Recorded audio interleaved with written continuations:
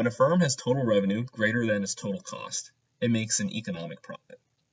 This economic profit gives entrepreneurs an incentive to enter the market and begin providing these goods that meet consumer needs because of the profit associated with it. In our previous example, Chipotle was making an economic profit. So we would expect new firms to enter the burrito market. These new firms will reduce the demand for Chipotle burritos because they're offering similar burritos that also meet consumer needs that Chipotle's originally. It's important to remember that economic profit also includes opportunity cost. So firms can earn a greater profit in another industry that will reduce its economic profit in the initial industry because of the higher opportunity cost of being in that first industry. So in the figure above, in the first panel on the left, we see Chipotle operating with few competitors. So its demand for burritos is high, and it's making an economic profit. The difference between the price they're selling at point A and the average total cost is quite large in the early stages. Now this economic profit is going to attract new firms, decreasing the demand for Chipotle burritos, and that's what we see in the right panel. So the demand curve, the blue curve, is going to shift down from demand in the short run to the demand curve for the long run. It's going to move from point A to point B.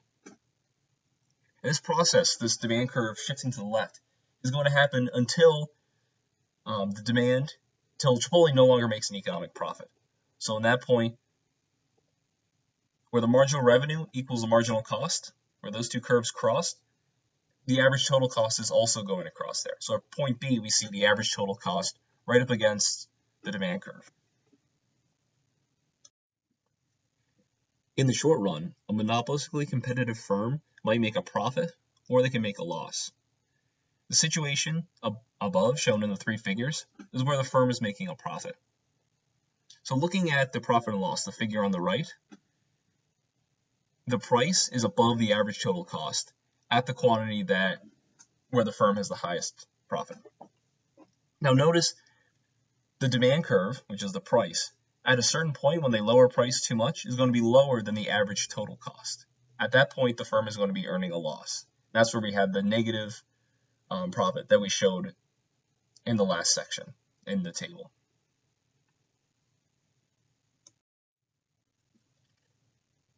These figures show a firm that's earning a loss. So now looking at the profit and loss, the far right figure, at that point, and in this one, the average total cost is above the demand curve at any point. So when the marginal revenue equals the marginal cost, that profit maximizing quantity is actually the loss minimizing quantity for this firm, because the demand curve, the price, is still below the average total cost. So no matter what quantity the firm chooses, it's going to be making a short-term loss. As we mentioned earlier, in the long run, the firm must break even. If the firm is earning a profit, other firms are going to recognize that, and they're going to begin competing in that market. Likewise, if firms are earning a loss, some of those firms are going to leave the market, and eventually only the firms that are able to break even will remain. Notice that in the third figure, the profit and loss figure, the average total cost curve is tangent to the demand curve at the profit maximizing quantity. So at this point, the best the firm can do is break even.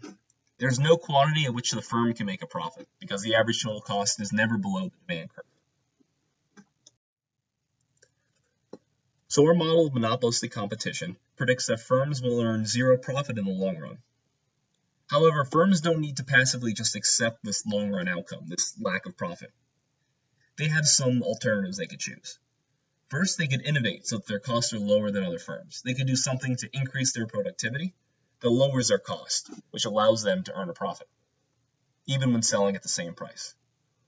Or they could convince their consumers that their product or their experience, their service, is better than that of other firms. They can do that by actually making the product better in some unique way, somehow making it meet consumer needs that no product was able to meet before. Or they can make consumers perceive that it is better, perhaps through something like advertising. So think of the long run as the direction of the trend. Demand will continue to fall to the zero economic profit level unless the firm can do something about it. The firm is somehow able to innovate, somehow able to offer a better product or to make a product more cheaply, then they'll be able to, again, capture that market power, increase their profit level. But then over time, once they do that, more firms will recognize that, begin offering similar products or finding similar ways to save money on production costs, moving towards, again, the zero economic profit level. This is a process that's constantly occurring as firms keep innovating, keep discovering new knowledge about what consumer needs are. So let's go back to Chipotle. One of their early marketing strategies was to convince people that it was healthier than alternative fast foods. And because these are more natural foods, you're not getting things deep fried or like frozen food, these are being made fresh, that it's a healthy alternative, and it's still quick. But over time, there have been some reports to suggest this is not the case. So in order to maintain their edge, Chipotle has tried to appear more socially responsible. So in the past, they've announced that they would stop using genetically modified ingredients, and they publicize buying many local ingredients. If you go to any Chipotle, they'll talk about how the lettuce was grown nearby, or how the pork comes from pigs that were raised nearby. Things like that, to try to appeal to socially responsible people. So even while their initial health strategy, their marketing strategy, made them successful, over time, as other firms began to offer healthy alternatives, as people questioned whether their food was really that healthy, they tried to innovate, and they went to more socially conscious strategy. So now your textbook talked about how perfectly competitive firms achieve both productive and allocative efficiency. Productive efficiency refers to producing items at the lowest possible cost.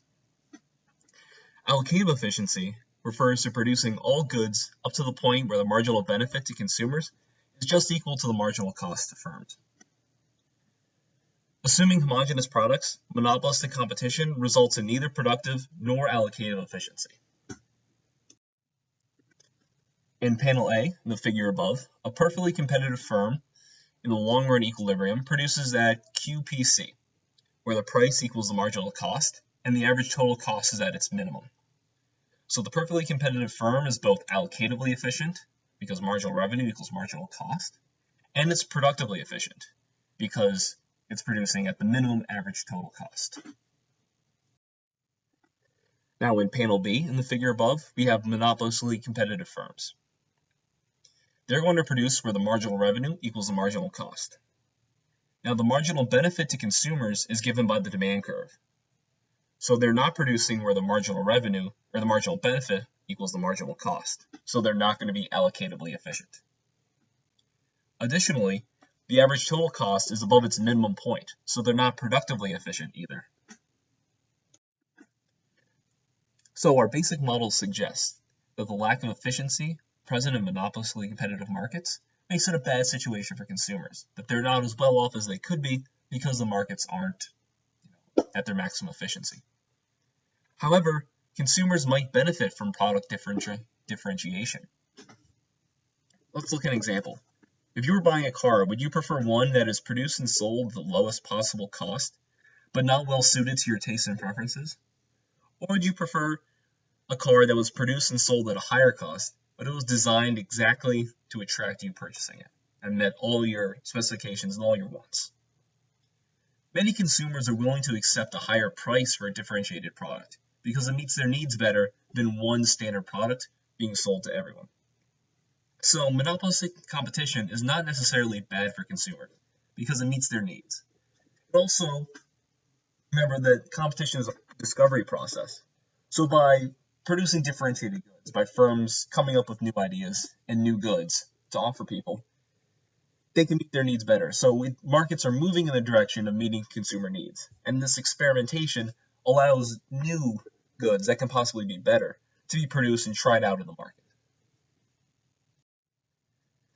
This final section is going to explore how marketing differentiates products. So making consumers believe that your product is a worthwhile purchase and it's different from those other firms is not a trivial exercise. It involves some degree of marketing. Marketing is all the activities necessary for a firm to sell a product to a consumer. Once a firm is able to differentiate their product, it must continue to do so or risk heading towards the long-run outcome of zero economic profit. They have to continue convincing consumers that their product will be able to meet their needs differently than all the other products, similar products out there. And this process is known as brand management, this long-term upkeep of the differentiation of your products.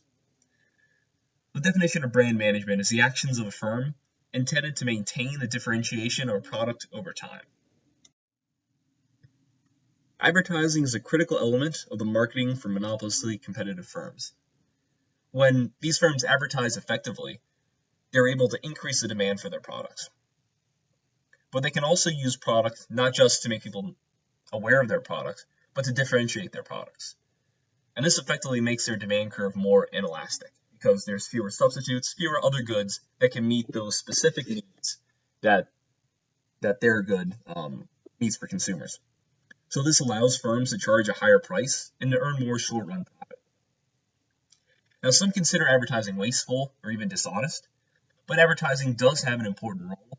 It helps reduce information asymmetry, so consumers know more about the product they're buying, and it spreads awareness of the product to new people where they might not have known that before. So it does enhance people's knowledge. Now, way back in the 1940s, Vance Packard, the president of the car company, the same name, wrote a book called The Hidden Persuaders. This was all about the power of the advertising execs. So the guys on Mad Men, if you watch that show. This book, it sold very well. So Packard thought, and because it was so negative about how much power they held over the American consumer, Packard thought that all his friends on Madison Avenue that worked for these advertising firms would hate him. But it turned out they loved it. And they came to him afterwards saying that they were having trouble trying to sell their services before, but now their phones were ringing off the hook. They didn't even have to try to convince people about how valuable their services were because they thought it was the magic pill to make their businesses successful. Advertising is so magical and can just create its own demand and can just make consumers believe anything about the product. Firms would spend a lot more money on it. They don't spend that much of their total budget on advertising. However, advertising is very useful to creating and maintaining a brand name. Now, marketing experts and psychologists agree that a critical aspect of marketing is creating that brand name and then maintaining that brand name over time. So a successful brand name can help firms maintain product differentiation and delay the ability of other firms to compete away your profits. But firms have to try to maintain the perception of their product as being better than others. So they have to make sure that a highly successful name like Coke, Xerox, Band-Aid, that are uniquely associated to their product and not to generic products. When they're associated with generic products, it waters down the quality and it hurts the power of the brand name. And other firms don't illegally use their brand name. Again, this deteriorates their quality or their ability to maintain a high quality. And finally, franchisees and others legally allowed to use their brand name maintain the level of quality and service that you expect. So if McDonald's establishes a good brand name, maybe they're not known for super high quality, but they're known for getting the same exact burger no matter where you go. If their franchisees don't follow those exact rules that McDonald's lays out, and they begin offering different products or lower quality products, and you can't be sure that you're going to get that same McDonald's hamburger no matter where you go, that erodes the brand name. So, is being the first firm in a market the key to success? Being the first firm to sell a particular good or a service may gain that firm a first mover advantage, or giving them advantage just by being the first firm to offer a product, because they're associated with being the first one, and people are already consuming from them. So they're more likely to be set up for success in the long run. Surprisingly, recent research shows that the first firm to enter a market often does not have a long-term advantage over the later entrants. So here are a few dominant brands that weren't the first in the industry. It's like Bic pens, Apple iPods, and Hewlett-Packard laser printers. These weren't the first firms to offer those types of products. They came in later, offering a better product. So in the end, providing customers with a good product at a low price is probably the best way to ensure success. And if not providing that good product at a low price, being a good product that meets their needs and is guaranteed to be of the same quality every time is an excellent way to ensure success. Not trying to be the first one.